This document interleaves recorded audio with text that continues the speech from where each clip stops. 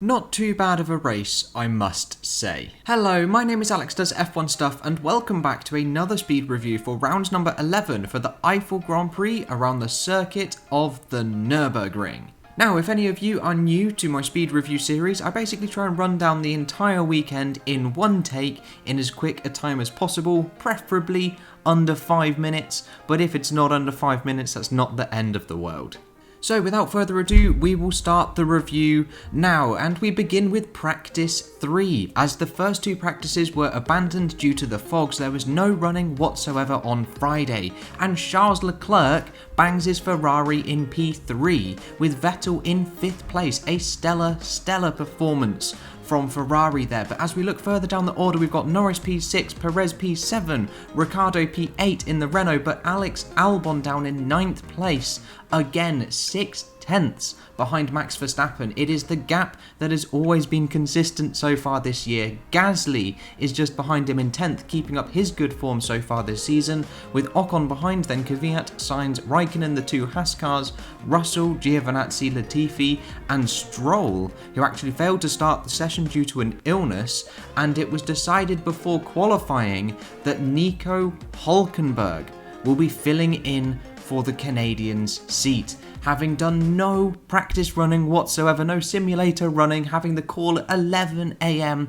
Hülkenberg is expected to turn up and do well in qualifying. And we jump on into Q1 and we find out that he is last by 2/10. Hardly surprising, but a mega effort.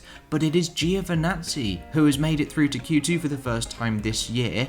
Then we have, unfortunately, Nico Hülkenberg down in last place, as the two Williams also failed to get out of the session as well, with Raikkonen and Grosjean too. Notable performances: Danny Kvyat just made it through in 13th place, whereas Gasly is quite comfortably in P7, mixing it with the Ferraris and the Renaults. But Q2 was a little bit of a boring session, led by Hamilton from Verstappen, then Bottas.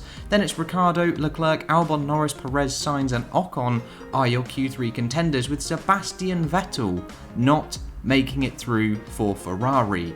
And so we jump through into Q3, the qualifying shootout, and it is Valtteri Bottas who takes pole position 2.5 tenths ahead of Lewis Hamilton, from Max Verstappen in 3rd place, from Charles Leclerc splitting the Red Bulls in 4th, an incredible performance. Then Alex Albon in P5, then it is the two Renaults of Daniel Ricciardo in P6 and Esteban Ocon P7, then it is Norris, Perez and Sainz are your top 10 for a hopefully exciting race, which we will jump on into now. It was won by Lewis Hamilton, 91 career victories, matching Michael Schumacher's record and receiving a Michael Schumacher helmet from Mick Schumacher, the son.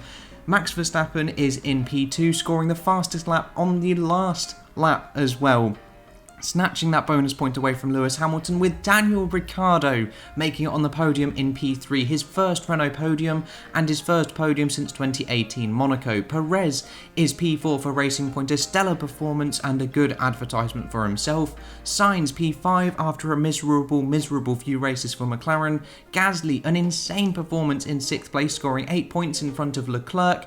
Then Hülkenberg was P8, his second top 10 finish, the same top 10 finishes as Vettel so far this season. Grosjean picking up his first points of the season as well, with Giovinazzi also scoring a point too. Then it is Vettel, Raikkonen, Magnussen, Latifi, Kvyat are your finishers, with Norris, Albon, Ocon, Bottas and Russell, who failed to finish after having a bit of an incident with Raikkonen, costing Raikkonen a 10-second time penalty.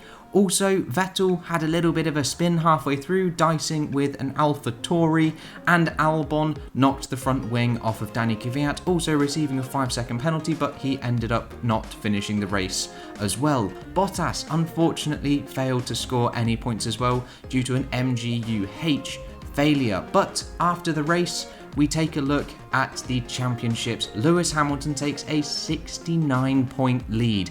That is enormous. He could wrap the championship up around Turkey. That is bonkers. Max Verstappen closes in on Valtteri Bottas, with Ricciardo now 4th in the drivers. Then Perez, Norris, Albon, Leclerc, Stroll and Gasly are your top 10. And in the constructors, Mercedes stretch away at the top, 180 points clear. Then Racing Point on 120 with McLaren and Renault extremely close, just 2 points separating them, as Ferrari fall further back into the clutches of Alfa Tauri, with Haas also gaining some points as well as Alfa Romeo. And just some visualizations of the data for people that are interested in some graphs. We've got Lewis Hamilton waltzing away with Verstappen meeting Bottas in the middle, and a jumbled mess of the midfield. And in the constructors it is much the same, Mercedes waltzing away in front of Red Bull and everybody else for an extremely tight midfield. And there we go, review done, first take, boom, nailed it. 4 minutes, 58 seconds, under 5 minutes, and everything is all good. Everything is decent.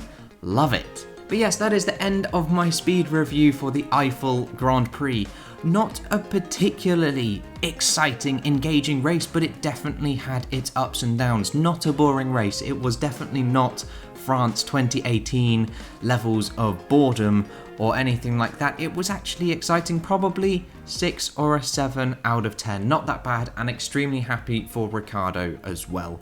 But keep an eye out as I will be releasing a video tomorrow, slightly longer, in the region of about 30 to 35 minutes for an entire race weekend review, a bit more of a serious sit down chit chat. But that is all I've got for you today, guys. I hope you have enjoyed, and I will catch you in the next video with whatever and whenever I decide to make it. I'll see you guys then.